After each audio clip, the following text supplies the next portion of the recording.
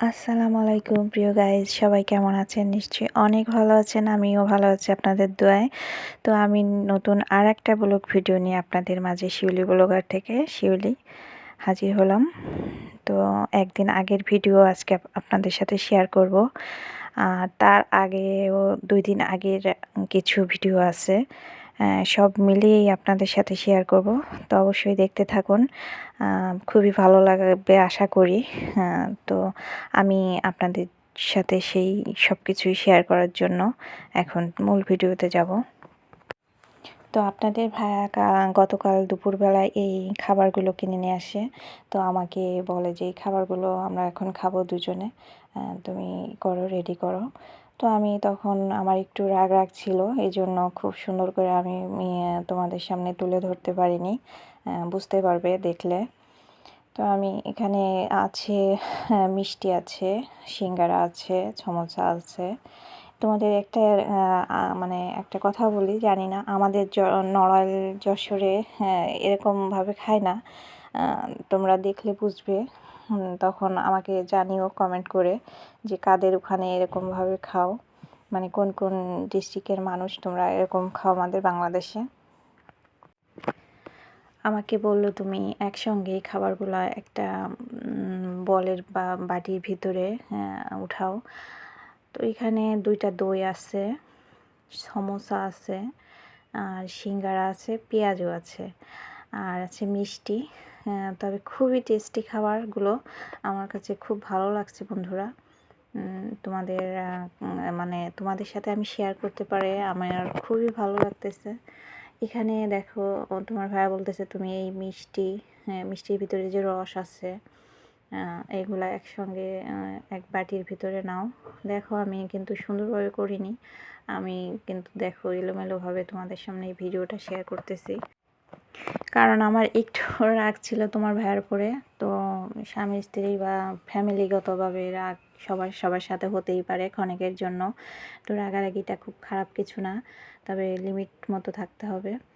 তো দুজনে ওই খাবারটা খেয়ে নিলাম। এখানে কিছু বাজার আছে, বাজার করে আনছিলাম। খাবারগুলোর কি সিক্রেট আমি তোমাদের বলি। তোমার ভাইয়া বললো যে সব খাবার একসঙ্গে নাও, নিয়ে সব কিছু ঝাল মানে মিষ্টি, রস, তারপরে দই সব কিছু নাকি একসঙ্গে খেতে তাদের এলাকায় খায়, আমাদের যশোরের নড়াইলে খায় না, এটাই সে আমাকে বলতেছিল। তো আমি বললাম কি যে আমাদের এলাকায় খায় না। তা বলতেছে তোমাদের নড়াইল এলাকার অনেক মানুষ মালয়েশিয়াতে নাকি খায়, আমাদের এলাকায় আমি কখনো দেখিনি। খেতে পারে হয়তো, এক এক জায়গার মানুষ এক এক ভিন্ন রকম হতে পারে, এলাকার ভিতরে অনেকে অনেক রকম খায়। তো যাই হোক ওইভাবে খেয়ে নিলাম। তোমাদের ওখানে মানে তোমাদের কে কোথায় এরকম খাও ঝাল মিষ্টি, মানে সিঙ্গারার সঙ্গে মিষ্টি, মানে সিঙ্গারা পেঁয়াজ ও সমোসা একসঙ্গে মিক্সড করে তার ভিতরে মিষ্টি মিক্সড করে তার রস নিয়ে কে কে খাও আমাকে জানাই কমেন্ট করে। তো চলে আসলাম।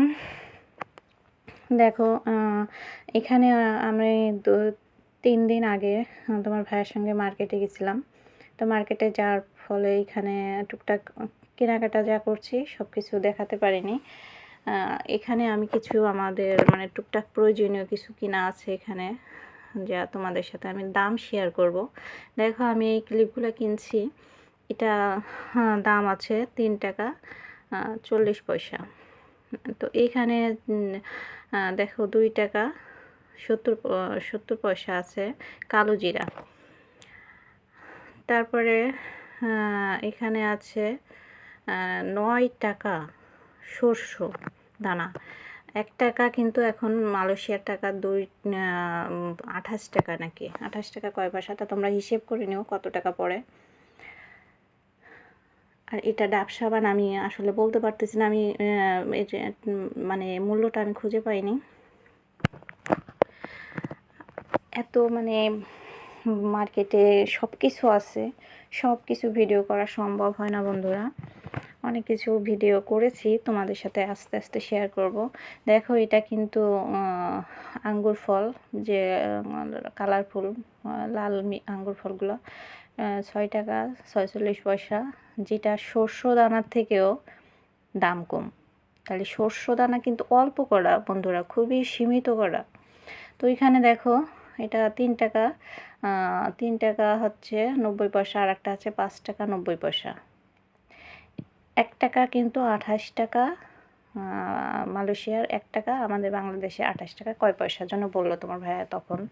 তো তোমরা মানে হিসেব করে নিও যে এই 2টা ফুলের তোড়া প্রায় মানে 10 টাকা, আর এটা হচ্ছে ফুলের একটা টব, এটাও তোমার 6 টাকা দাম, 5 টাকা 90 পয়সা।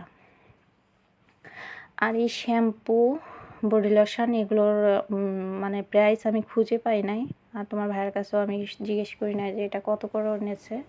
তো ওর কাছে হয়তো জানতে চাইলে ও আমাকে সুন্দরভাবে বলে দিত। তো যা হোক, আমি যেহেতু খুঁজে পাইনি তোমাদের আমি বলতে পারলাম না। সব কিছুর প্রচুর দাম বন্ধুরা। এটা হচ্ছে 6 টাকা 11 পয়সা, অল্প কটা বাদাম। তো সব মেনু মানে হ্যাঁ সরি, এখানে তোমাদের সব টুকটাক দেখিয়ে বাজারগুলো দেখালাম। দেখানোর পরে আমি একটু ফ্রেশ হয়ে পরে বিকালবেলা আমার রান্না কলিজা আনছিলাম কিনে ওই একই দিনে। এখানে তোমার আছে পরিমাণ মতো, মানে হাফ কেজিও হবে না মনে হয়। এখানে 5 টাকা 24 পয়সা, ঠিক আছে, 5 টাকা 24 পয়সা, 1 টাকা 28 টাকা, কিন্তু তোমরা হিসেব করে নিও কত টাকা পরে তাহলে। তো এখানে আসলে এখন আমি কলিজাটাই রান্না করব। আমি একটু সিদ্ধ করে নিলাম। দেখো এখানে যত মানে ময়লা ছিল কলিজার ভিতরে সেটা বেরিয়ে গেছে, আর উপরের যে চামড়াটা ওইটা আমি কিন্তু উঠিয়ে নেব। তো আমার সব কিছু একদম ফ্রেশ করে ধুয়ে আমি নিয়েছি। 4 ভাগের 1 ভাগ আলু দিয়েছি এর ভিতরে, তোমার ভাইয়া যেহেতু একটু আলু পছন্দ করে। আর পেঁয়াজ মরিচ সব কিছু আমি, আদা রসুন সব কিছু সুন্দর করে কেটে নিয়েছি একবারে গোছগাছ করে, যেহেতু আমার ক্যামেরাটা আমার হাত দিয়েই ধরতে হয়, যেহেতু স্ট্যান্ড নেই। তো এই জন্য একটু কাঁপবে, তার জন্য আমি খুবই দুঃখিত। যারা এই পর্যন্ত আমার ভিডিওটা দেখছো কিপটেপানা করো না, একটা লাইক দিয়ে দাও। তো চলো মূল রেসিপিতে। আজকে কলিজা ভুনা করব, মানে ঝটপট কলিজা ভুনা কীভাবে করে খেতে পারবা তোমরা, যারা দেখবা। যদি তোমাদের ভালো লেগে যায় অবশ্যই তোমরা এইভাবে রান্না করতে পারো। তো চলো আজকে কলিজা ভুনাটা তোমাদের সাথে শেয়ার করতেছি। পেঁয়াজটা আমি 2টার মতো কেটে নিয়েছি পরিমাণে, প্রায় হাফ কেজি ধরো কলিজা। এখানে তোমার সব রকম মশলা, গুঁড়া মশলা যেগুলো আছে, 2 টুকরা দারচিনি, 4-5টা এলাচ, 2-3টা গোলমরিচ, 4-5টা তোমার নাক ফুলের মতো ওগুলো, মানে লবঙ্গ যেটা বলে। তো আমি সব রকম মশলা তোমাদের দেখিয়ে দিচ্ছি, তোমরা হয়তো ভাবতে পারো যে কি মশলা দিলাম। তো এখানে ধনিয়ার গুঁড়া, জিরের গুঁড়া, হলুদের গুঁড়া মানে গরম মশলার গুঁড়া, এবং লাল মরিচের গুঁড়া, সব মশলা একসঙ্গে একটু পানির ভিতরে আমি ভিজিয়ে রাখছি। আর এতে কিন্তু খুবই ভালো হয়, যেহেতু মশলাটা তোমার শুকনো মশলাটা যদি একটু ভিজিয়ে বাটা মশলার স্বাদটা পাওয়া যাবে। তো যা হোক, এখানে আমার পেঁয়াজ ভাজা কিন্তু বন্ধুরা কমপ্লিট হয়ে যাচ্ছে। তো এখান থেকে আমি অর্ধেকটা পেঁয়াজ ব্রেস্তা উঠিয়ে রাখবো পরে দেওয়ার জন্য। ভিডিও আসলে আমি যারটা দেখি, আমি যথেষ্ট পরিমাণে আমি কিন্তু সুন্দর অনেক বড় কমেন্ট করি, অনেকে করে না। আমি এই বিষয়ে তোমাদের সাথে কথা বলতে চাই। খুব খারাপ লাগে, কষ্টও লাগে। আবার ভাবি যে যাক, যে যেরকম পারে দেখুক, কিন্তু না, এটা নিয়ে আমি একটু কথা বলবো।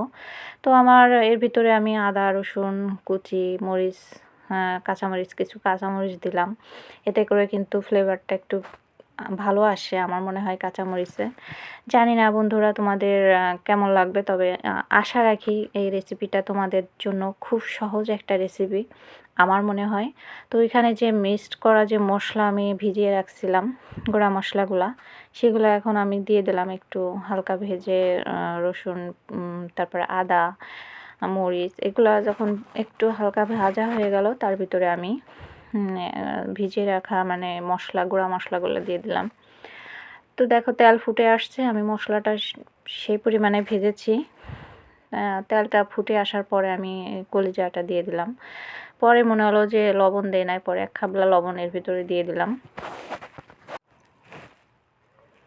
আসলে ভিডিও আমরা অনেকেই করি, চেষ্টা করি সবাই যে একটু সুন্দর করে ভিডিও করব, জানি না সবাইটা হয়তো সবাই চাই সুন্দর করে ভিডিও করতে, কারটা কেমন হয় সে নিজেরটা হয়তো নিজে সেভাবে বুঝতে পারে না, অন্যজন বুঝতে পারে। তো আশা রাখি সবাই সবার মতো করে সুন্দর করে ভিডিও করার চেষ্টা করবে, তাহলেই সফলতা পাওয়া যাবে। তো আমার মনে হয়েছিল একটু তেল কম হয়েছে, তা আমি তেলটা একটু দিয়ে দিলাম, সয়াবিন তেল।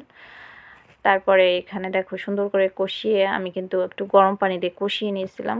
পরে এখন কষানো শেষ, আমি এখন একটু মানে পুরোপুরি একবারে ঝোলের পানিটা দিয়ে দেবো কিন্তু আমি যথেষ্ট পরিমাণে মানে যতটুকু সিদ্ধ হতে পানি লাগবে ততটুকু আমি দিয়ে গামা গামা করে ফেলবো। তো দেখো বন্ধুরা, আমি কিছুক্ষণের জন্য রুমে যেয়ে দেখি যে পানিটা একদম টেনে গেছে, প্রায় 20 মিনিটের মতো জাল দিয়েছি।